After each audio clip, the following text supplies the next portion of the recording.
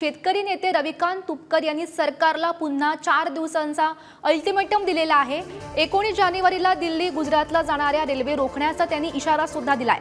राज्यातील सोयाबीन कापूस उत्पादक शेतकऱ्यांच्या विविध मागण्यांसाठी सध्या शेतकरी नेते रविकांत तुपकर आक्रमक झाल्याचं पाहायला मिळत आहे। जर सरकारने 4 दिवसात योग्य निर्णय घेतला नाही तर 19 जानेवारीला सकाळी 6 वाजता मलकापूर रेल्वे स्टेशनवर दिल्ली आणि गुजरातला जाणाऱ्या रेल्वे गाड्या रोखण्याचा इशारा त्यांनी दिलेला आहे।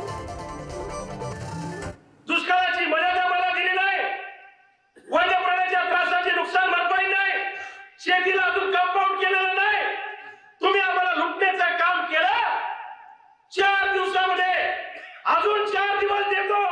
4 दिवसामध्ये जर का तुम्ही निर्णय घेतला नाही तर 13 तारीख आहे, 18 तारखेपर्यंत निर्णय घ्या, नाहीतर 19 तारखेला 19 जानेवारीला सकाळी 6 वाजता मलकापूरच्या रेल्वे स्टेशनवर दिल्ली आणि गुजरातला जाणाऱ्या सगळ्या रेल्वे आम्ही रोखणार आहोत। हे सरकारला मी आज सांगतो।